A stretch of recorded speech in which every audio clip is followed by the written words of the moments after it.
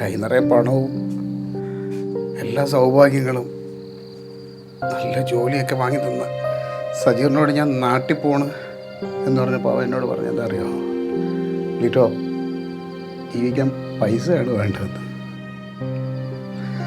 ഞാനവനോട് പറഞ്ഞു അതിലും വലുതാ എനിക്ക് സന്തോഷവും സമാധാനവും അതെൻ്റെ കുടുംബത്തിൻ്റെ കൂടെ ഇരിക്കുമ്പോഴാണ് എനിക്ക് കിട്ടുന്നതെന്ന് പറഞ്ഞു.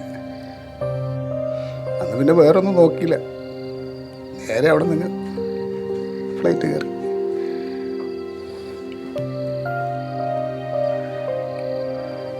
നമ്മുടെ മുത്ത് മറ്റന്നാ പോവില്ലേ? അവൾ വളരണ്ടായിരുന്നില്ലേടി?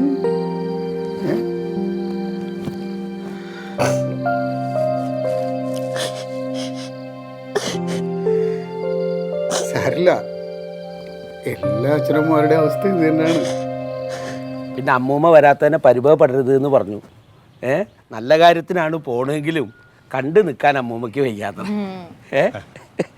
ക്ലാസ് തുടങ്ങിയ പിന്നെ ഇങ്ങോട്ട് വരാൻ പറ്റത്തില്ലല്ലോ, അതുകൊണ്ട് അങ്ങോട്ട് കൊണ്ട് കാണിക്കാന്ന് ചേട്ടൻ പറഞ്ഞിട്ടുണ്ട്. പിന്നെന്താ കൊണ്ടേ കാണിക്കും. കാണിക്കണ കൂട്ടത്തിൽ എനിക്കും എന്റെ ഡോക്ടർ കുട്ടി ഒന്ന് കാണാലോ. അതൊന്നും പറയാൻ പറ്റില്ല, ഒരു വർഷം കഴിഞ്ഞ് റിസൾട്ട് വരുമ്പോൾ അറിയാൻ പറ്റൂ. ആവുമല്ലോ. എന്നിട്ട് വേണം എനിക്ക് നാട്ടുകാരോടൊക്കെ പറയാൻ എൻ്റെ തറവാട്ടിലൊരു കൊച്ചു ഡോക്ടർ ഉണ്ട്. നമ്മുടെ തറവാടിന്റെ അഭിമാനാണ് മുത്ത്.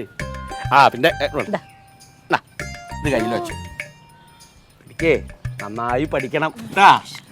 അതിൻ്റെ ഒന്നും ആവശ്യമില്ല, അപ്പൂപ്പൻ എപ്പോഴും കൂടണ്ടല്ലോ. അതൊന്നും വേണ്ട. പിന്നെ ഇത് ഇവിടുന്ന് തുറന്നു നോക്കണ്ട, അവിടെ ചെന്നിട്ട് തുറന്നു നോക്കിയാൽ മതി കേട്ടാ.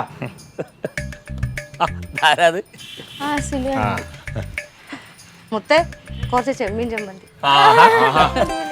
ഒരു ചായ കൂടി എടുത്തോ. നാളെ എപ്പോഴാ പോണേ?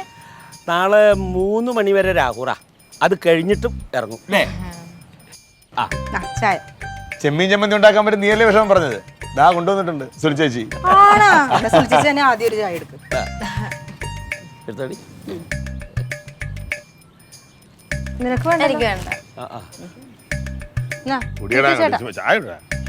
വേണ്ട കുടിക്കാൻ വേണ്ട, നീ കൊച്ചിനെ വിഷമിക്കല്ലേ. ചേച്ചി കുടിച്ചതാ നേരത്തെ.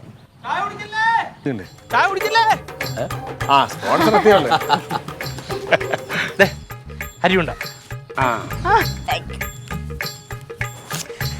ഇത്രേ പറ്റുള്ള അങ്ങളെ കൊണ്ട് വാങ്ങിച്ചോ. സെറ്റല്ലേ?